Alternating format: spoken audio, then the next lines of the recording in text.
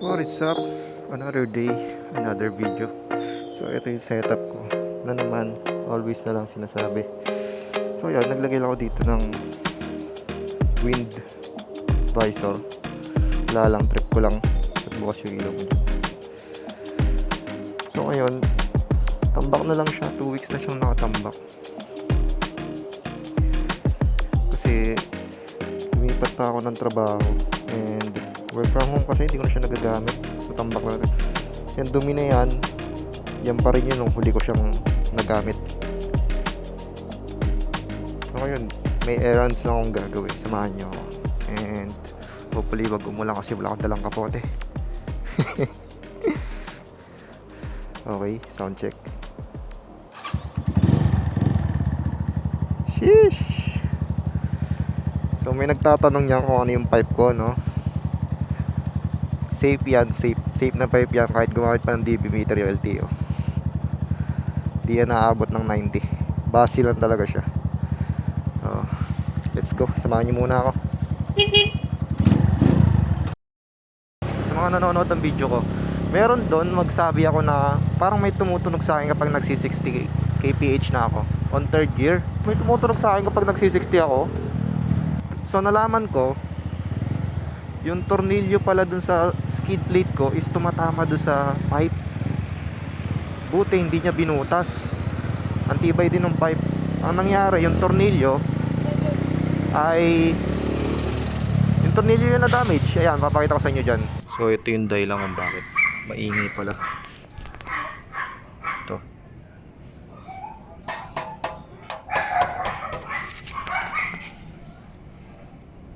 Ayan. Matama sa tambucho to. Buti lang dito nabutas. Dahil matibay naman. So dalawa sila. Ginawa ko, nilagyan ko ng spacer. Kaso ang problema, mas lalo siyang umingay.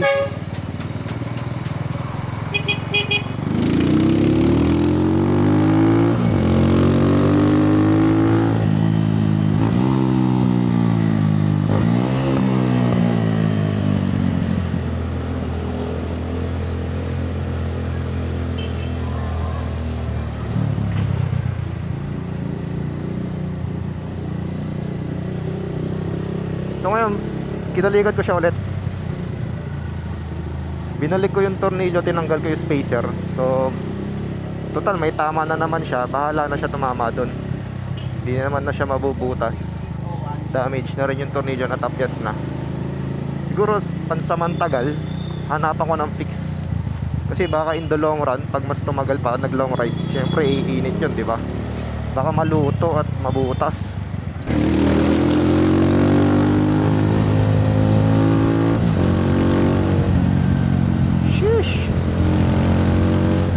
Sarap.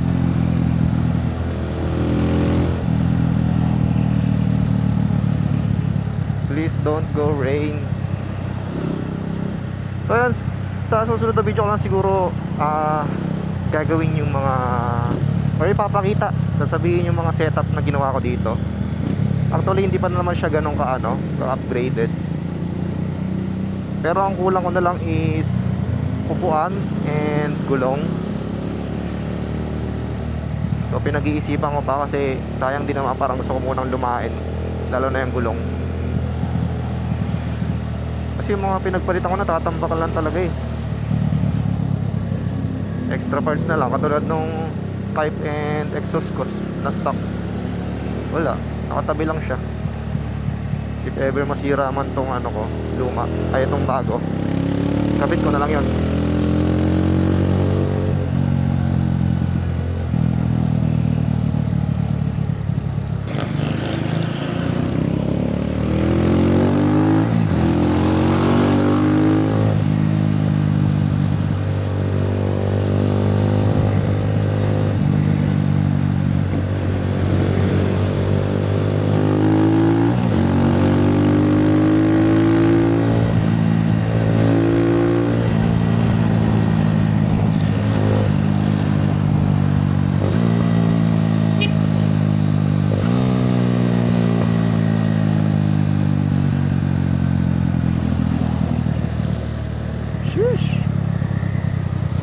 lang yon. Hindi po ako mabilis magpatakbo. Pag patak ng 70, kinakabahan na po ako. Actually, meron pa pala isang nagtanong yung top speed nito. Sa pagkakaalam ko sa mga ibang nakagantong motor is 120 daw yung top speed. Meron nakakapag 130 pero bibira. Pero kasi hindi ako yung ma-top speed. Okay na sa akin yung maangas lang. Same. Sagad ko pa lang dito na kaya ng ano ko sarili 100. Kinakabahan na akong itaas pa. Mahirap na. Okay na yung nalaman ko top speed nito 120, 130, okay na yun. Pero para patunayan pa, wag na. Nakpumpo. Ito na nga sinasabi ko. Umuulan na. Malamang sa malamang yung camera ko po. Ano na naman to. Mapapahit ko ako ah.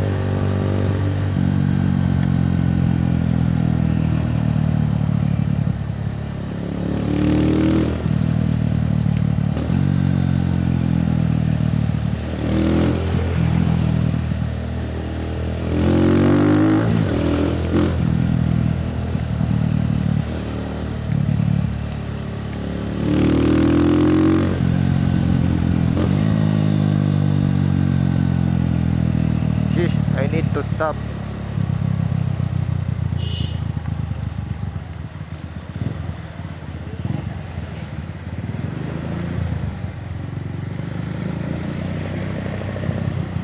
Ay nako naman talaga ang hassle. Siguro dito ko muna siya papatayin.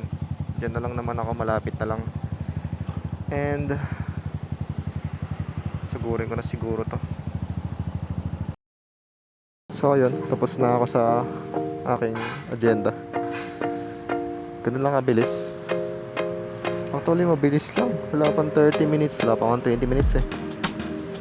Parang 5 minutes lang. Balik na ako. Tapos yung ulan ng galing. Nangasar lang. And binasa lang ako. Hassle.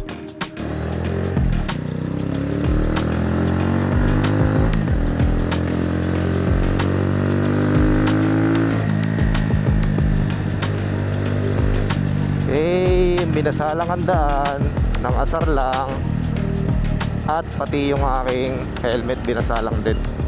Hindi pa naman pang ulan tong helmet na to. Kung alam niyo yung helmet na pang scrambler, ipapaview ko na lang dyan sa screen. Ganyan yung helmet ko.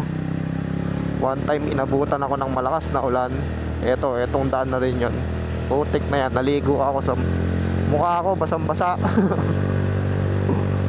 Para ako naligo, useless yung helmet. Hindi ko inasahan yun. Ayun yung time kasi na yung weather magulo.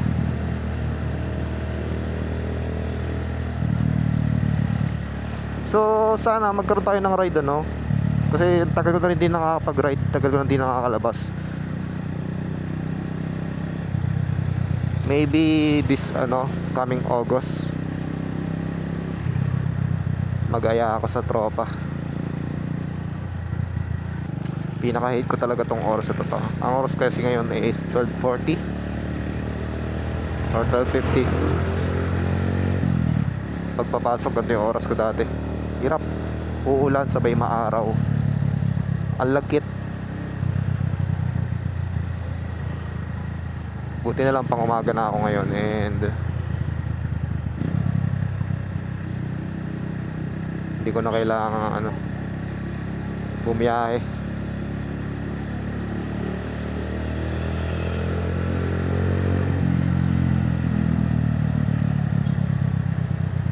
Ito na nga lang ako dating gawi.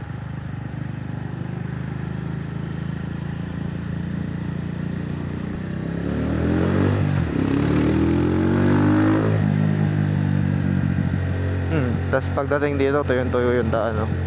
Halos doon lang talaga kayo nabutan ng ulan eh, paglapag ko doon.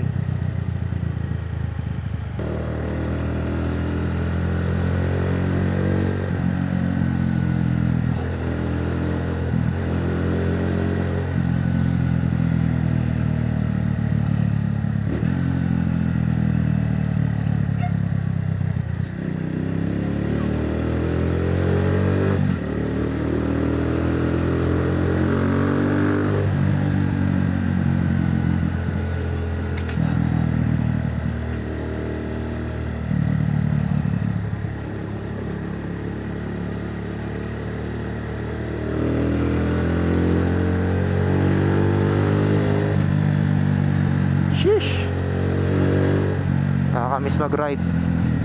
Ngayon lang ako ulit nakapag-motor. Laki ng butas na yun, delikado na yun.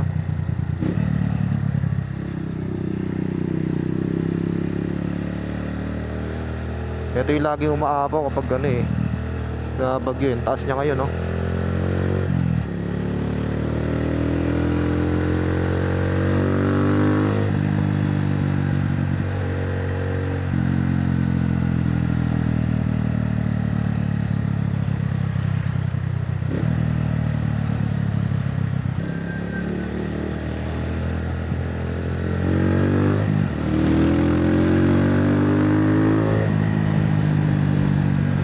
Piga lang.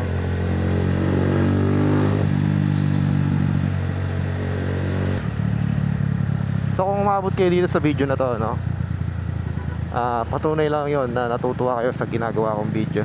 So paki-hit niya ang like button, no, para sa mga susunod na video na aking gagawin. And salamat sa suporta. Subscribe kayo. Peace.